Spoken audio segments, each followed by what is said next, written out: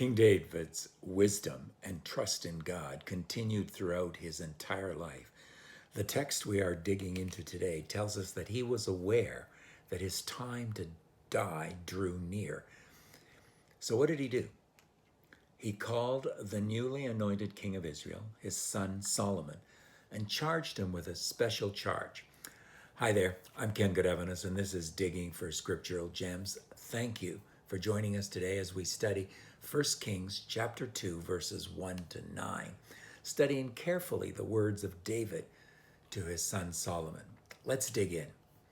He starts off with a universal law that sadly not all men or women recognize or admit to. Yet they can't run away from it. He says, I am going the way of all the earth. He was going to die. There was and is no avoiding it for anyone.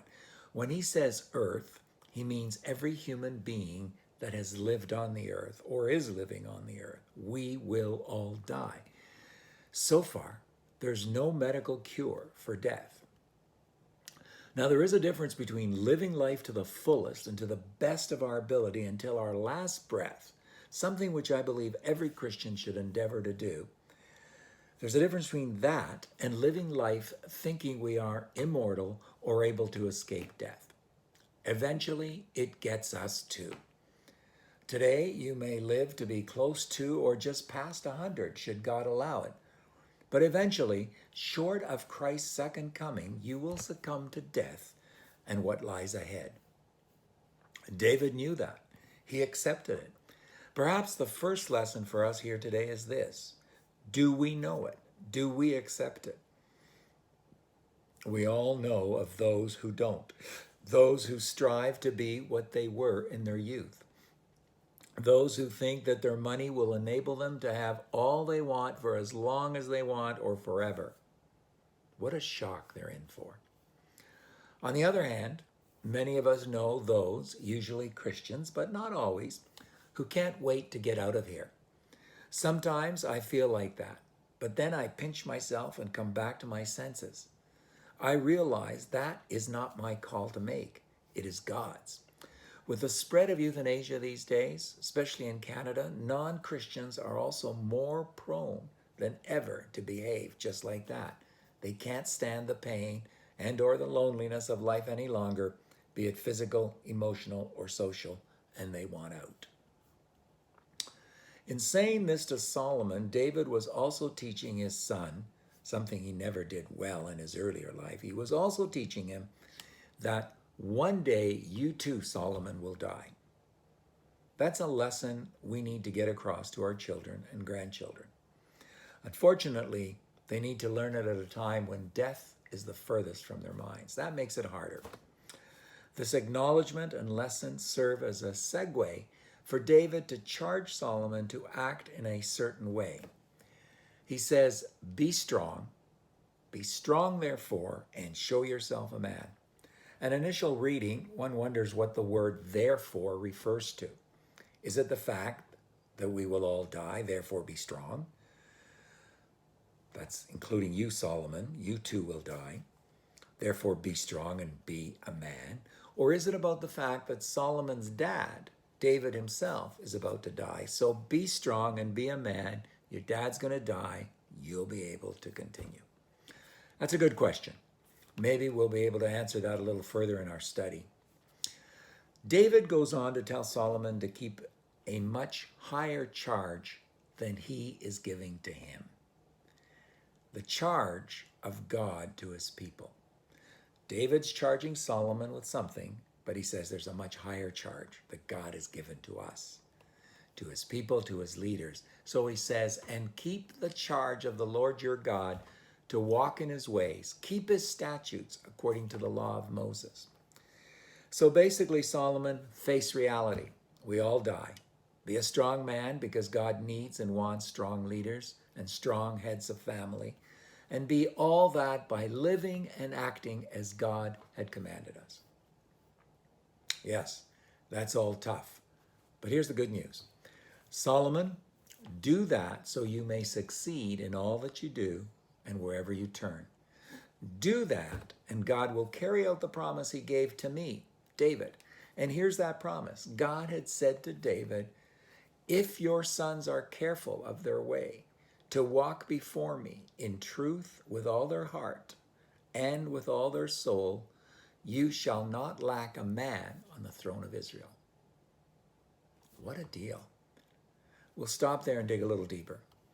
According to the New English Translation Version, David tells Solomon to do the job the Lord your God has assigned you.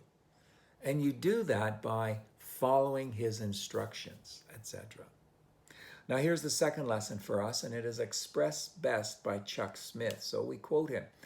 We all remember what a physically strong person David was in his younger years, given his feats against animals and warriors. Here's what Smith says.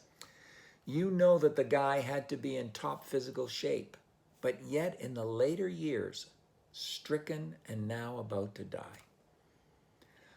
God does not give us immunity from death. God doesn't give us immunity from feebleness, perhaps before death. This business of every child of God ought to live prosperous life and healthy life doesn't follow in the scriptures. Here is David, a man after God's own heart, stricken in his older years and now ready to die. Others are healthy up until death. So it isn't fair. It isn't right to say to someone, well, brother, if you just believe God and think positively, you could be healthy and you wouldn't have to suffer like this. Not so. There is no explanation why sometimes very godly people suffer. We don't know the reason and don't feel that a positive attitude is going to give you immunity from any suffering either. I think many of us can attest to that. Those Christians with some great physical struggles sometimes have the most positive dispositions. David Gusick, commenting on the phrase, be strong therefore and prove yourself a man, may indicate, this is what he says, may indicate that perhaps David sensed some weakness in Solomon. Perhaps he knew Solomon would be tested in far greater ways than before. Whatever the exact reason was, David knew Solomon needed strength and courage. Prove yourself a man. Great responsibilities require great strength and great courage. David knew, and he wanted his son to know that Solomon would not succeed if he didn't keep the commandments of the Lord his God. And he really wanted all his sons to succeed so that Israel would always have a king on the throne from his lineage.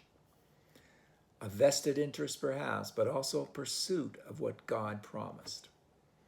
Sometimes we think people are being selfish in their hopes and aspirations, but let us be careful not to ascribe such intentions to them if what they wish for is in keeping with God's plans. So there we have it. Several good lessons here for each of us. Please go over the video and see how many apply to you. I know several apply to me. So far, I am encouraged by what David charges his son with. In our next study, we'll take the charge from the godly, spiritual level to a more mundane human perspective. Let's see what the outcome of that is. Join us for that next time. In the meantime, I encourage you to keep on studying the Word of God. Please write to us, kgod@accordconsulting.com, or leave a comment, a message, whatever you like on YouTube or anywhere else you see this video. Share it with others if you like it. And also you may want to subscribe if you haven't already to our YouTube channel, Digging for Scriptural Gems. Till next time, God bless you.